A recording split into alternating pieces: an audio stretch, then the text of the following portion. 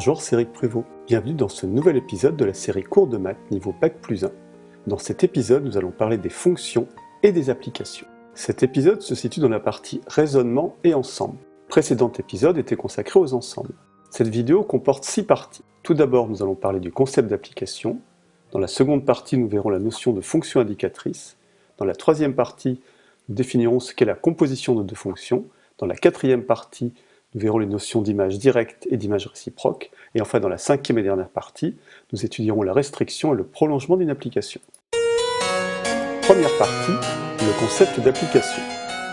Nous allons étudier les objets mathématiques qui établissent des correspondances entre les éléments de deux ensembles. Ce qui veut dire que pour parler d'une application, on a besoin de deux ensembles. Voici nos deux ensembles. L'ensemble de gauche est appelé ensemble de départ et l'ensemble de droite est appelé ensemble d'arrivée. Une correspondance va relier des éléments de l'ensemble de gauche, l'ensemble de départ, à des éléments de l'ensemble de droite, l'ensemble d'arrivée. Dans notre exemple, des éléments orange de l'ensemble de départ, il ne part aucune flèche. Il part par contre deux flèches de l'élément bleu.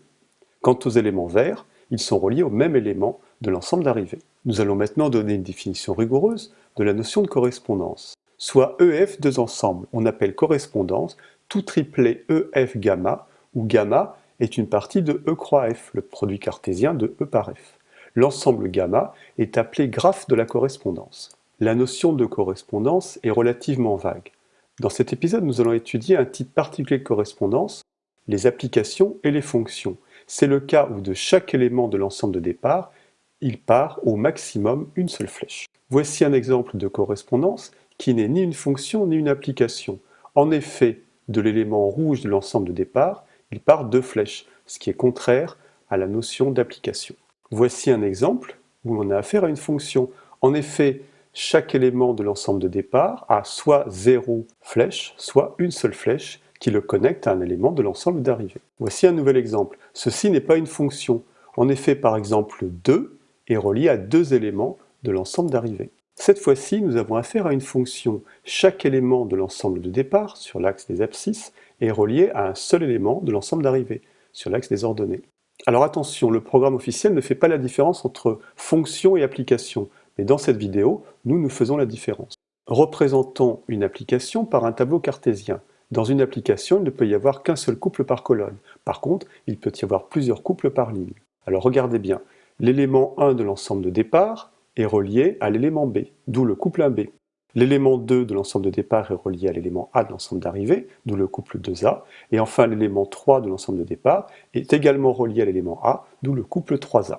Nous définissons ainsi maintenant de manière rigoureuse la notion de fonction. Une fonction est une correspondance EF gamma, vérifiant, quel que soit x appartenant à E, quel que soit y appartenant à f, le couple xy appartient à gamma et le couple xy' appartient à gamma, implique que y égale y'. Ce qui signifie que quand on prend un élément de l'ensemble de départ, il ne peut être relié qu'à un seul élément de l'ensemble d'arrivée. Poursuivons avec une nouvelle définition, soit f une application, EF gamma, et soit x appartenant à E. S'il existe y appartenant à f, on dit que f est défini en x et que y est l'image de x, que l'on note f de x. Définition dans le sens inverse, si y est l'image de x, on dit que x est un antécédent de y.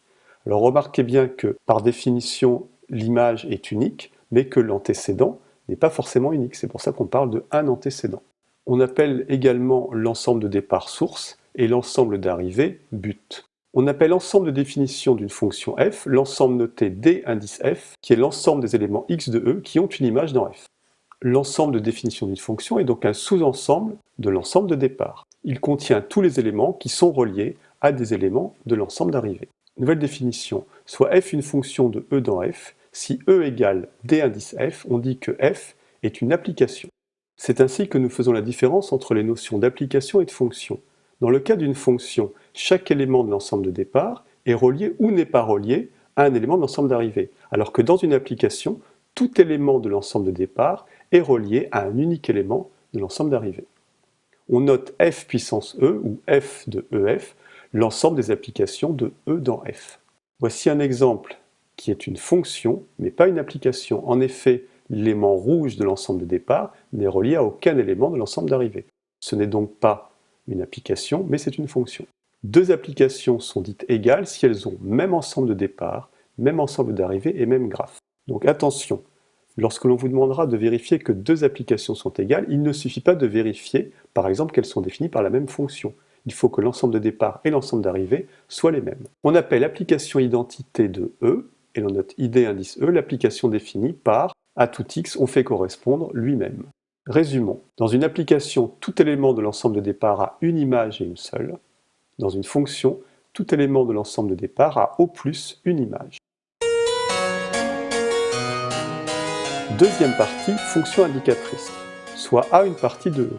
On appelle fonction indicatrice, l'on note 1 indice A de A, l'application qui va de E vers l'ensemble 0, 1, et qui à x fait correspondre 1 si x appartient à A, et 0 sinon.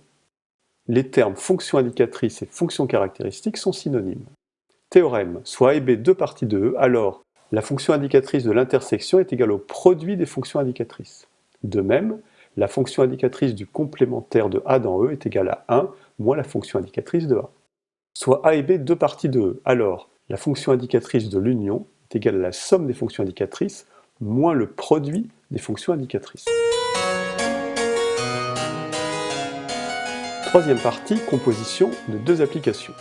Soit F une application de E dans F, et soit G une application de F dans G. On appelle composé de F et de G l'application H, qui va de E vers G, notée G rond F, l'application petit h, qui va donc de E dans G, qui à x fait correspondre G de F de x. Proposition, soit F une application de E dans F, alors F rond l'identité est égal à l'identité rond F est égal à F. On dit que l'identité est l'élément neutre pour la relation composée.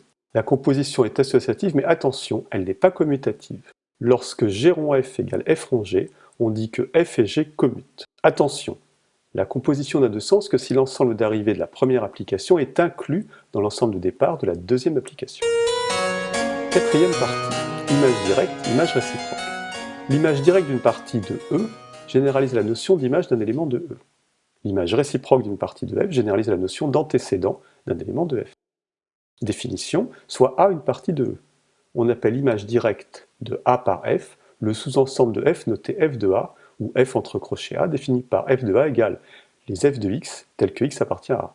Une autre façon de définir cet ensemble, c'est de dire ce sont les Y appartenant à F pour lesquels il existe un élément de A, tel que Y égale F de X. Il ne faut pas confondre F de X, qui est un élément de F, et F du singleton X, qui est une partie de F. Ainsi, si F est la fonction carré dans R, on a F de 2 qui vaut 4, et F du singleton 2 qui est égal au singleton 4. Voici un exemple représenté par un diagramme sagittal.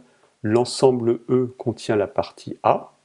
À la partie A, F fait correspondre F de A. F de A, c'est donc l'ensemble des images des éléments de A par l'application F. Remarque, F du vide est égal au vide, et F du singleton A est égal au singleton formé par F de A. Le diagramme sagittal présent met en évidence cette notion. On a représenté à gauche le singleton qui contient petit a, et à droite, le singleton qui contient l'image de petit a, c'est-à-dire f de petit a. Voici quelques propriétés intéressantes. A inclus dans B implique que l'image de A est inclue dans l'image de B. L'image de l'union est égale à l'union des images, mais par contre, attention, l'image de l'intersection est incluse dans l'intersection des images. Que se passe-t-il si on considère l'image de E? Eh bien, on obtient un sous-ensemble de F que l'on note F de E. Par conséquent, F de E est inclus dans F. En fait, il y a une notation particulière à cet ensemble qu'on appelle image de F. On le note im de F. Donc im de F, c'est égal à F de E. Définition, soit B une partie de F. On appelle l'image réciproque de B par F, le sous-ensemble de E noté F-1 de B, défini par F-1 de B égale les X appartenant à E, tel que F de X appartient à B. Donc dans le cas de l'image réciproque, on s'intéresse à une partie de l'ensemble d'arrivée. On regarde ce qui se passe par rapport à l'ensemble de départ. Voici un diagramme sagittal mettant en évidence cette situation. B est une partie de F, l'ensemble d'arrivée. F-1 de B est un sous-ensemble, est une partie de l'ensemble de départ. Remarque, F-1 du vide est égal au vide, F-1 de F est égal à E, et F-1 du singleton Y est égal non pas à un singleton, mais à tous les X, tous les éléments de E, tels que F de X égale Y. Proposition, A inclus dans B implique que F-1 de A est inclus dans F-1 de B. L'image réciproque de l'union, c'est l'union des images réciproques, et là cette fois-ci, l'image réciproque de l'intersection, c'est également l'intersection des images réciproques. Cinquième et dernière partie, restriction et prolongement. Définition, soit F une application de E dans F, et soit A une partie de E, alors l'application que l'on note F indice bar A, qui va de A vers F et qui fait correspondre à X, F de X, est appelée la restriction de F à A. Pourquoi on l'appelle la restriction? Parce qu'elle est unique. Il ne peut y en avoir qu'une seule. Si un diagramme sagittal représentant cette situation, A est une partie de E, F est une application de E vers F, et bien la restriction, c'est l'application qui relie tous les éléments de la partie A aux éléments de F. Définition, soit F une application de E dans F, et soit E' un ensemble contenant E. On dit que l'application G qui va de E' vers F est un prolongement de F à E' si la restriction à E de G est égale à F. Voici un diagramme sagittal mettant en évidence cette situation. E' contient E, et F est une application de E vers F. L'application G qui va de E' vers F est un prolongement de F à E'. La première partie de cet épisode est maintenant terminée. Dans la seconde partie de cet épisode, nous verrons les familles indexées, les applications injectives, les applications surjectives et enfin les applications bijectives. En vous abonnant à la chaîne Math+1, vous recevrez une notification dès qu'un nouvel épisode est mis en ligne. Un profil Facebook est associé à la chaîne, vous y trouverez des informations détaillées sur le fonctionnement de Math+1. Merci et à bientôt.